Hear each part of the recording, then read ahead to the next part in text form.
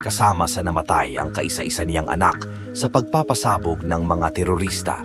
Hindi nila alam na ang isang hamak na foreigner na ito ay isang mapanganib na sundalo ng Vietnam War.